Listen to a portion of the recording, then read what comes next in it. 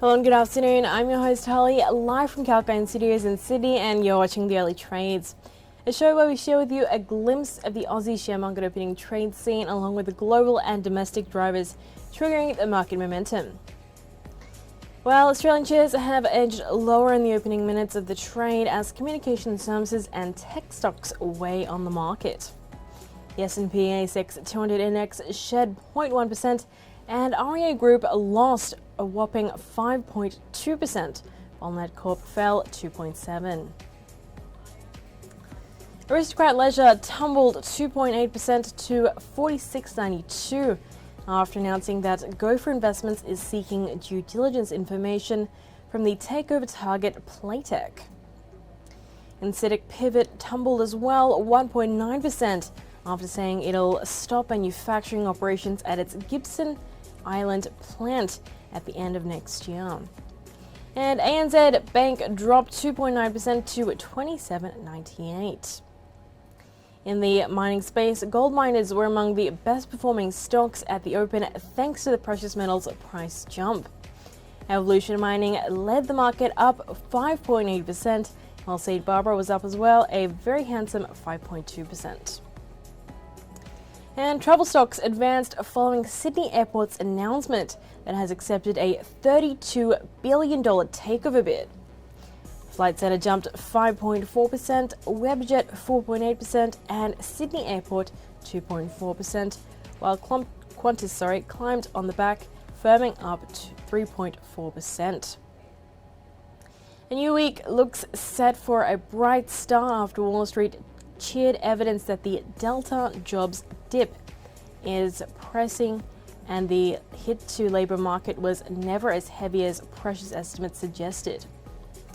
Meanwhile, Pfizer's COVID pill looks like another important step towards ending the pandemic, and the passage of President Biden's $1.75 trillion infrastructure bill late on Friday night US time will also have an impact both here and on US equity futures. Energy was the pick of US sectors, rising 1.42% following a sharp rebound in crude. Also strong were industrials up 0.99% and utilities up 0.89%, materials as well, a similar 8.4%.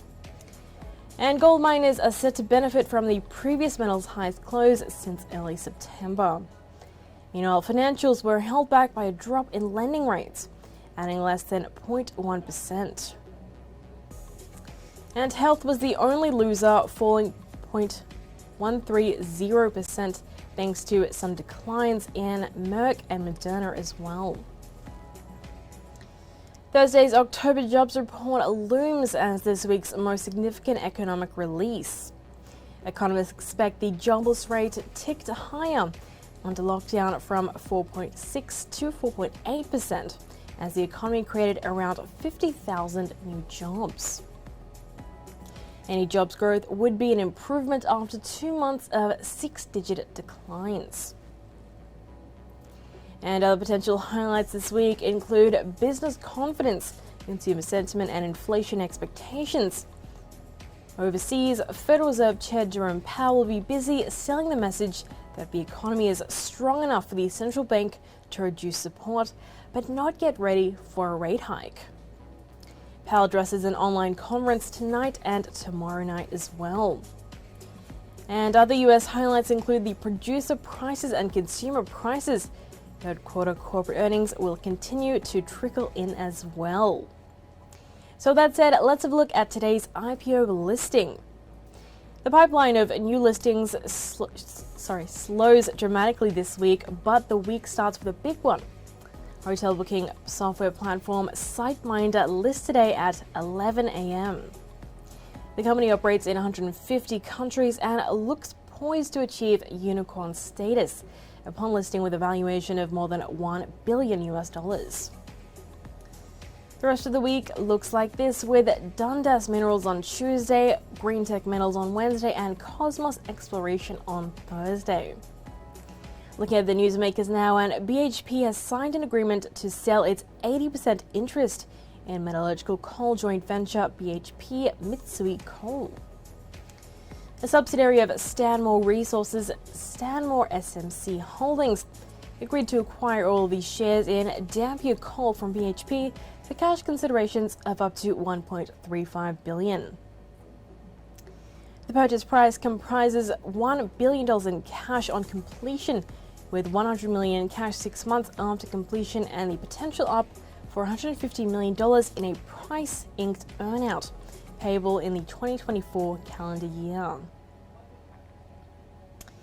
Meanwhile, Australian Pharmaceutical Industries Board has unanimously recommended the shareholder vote in favour of Wesfarmers' 1.55 a share takeover bid. API entered into a scheme implementation deed with Wesfarmers, which provides for the payment of fully franked dividends of up to 5 cents per API share, including any final dividend for the financial year ending August 31. The cash price of $1.55 per share represents a 35.4% premium to API's closing share price as of the 9th of July, and a 36.8% premium to the 1-month volume-weighted average price to the 9th of July of $1.13 a share. Meanwhile, Insidic Pivot will cease manufacturing operations at its Gibson Island plant at the end of the year, after failing to secure an economically viable long-term gas supply for the plant.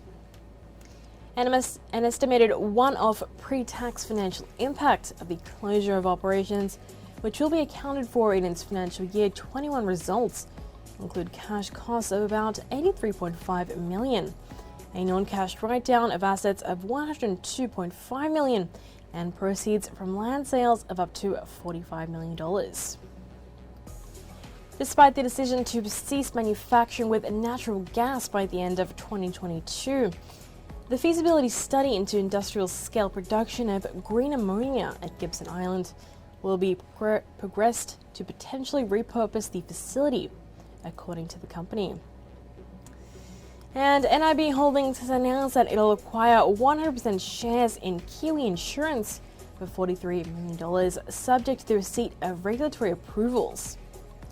Under the deal, NIB New Zealand will acquire Kiwi Insurance and also enter into an exclusive relationship with Kiwi Bank, which will see the bank refer its retail customers to NIB for their life and living insurance needs.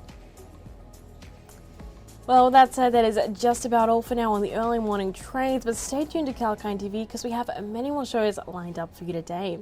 Holly Shields signing off.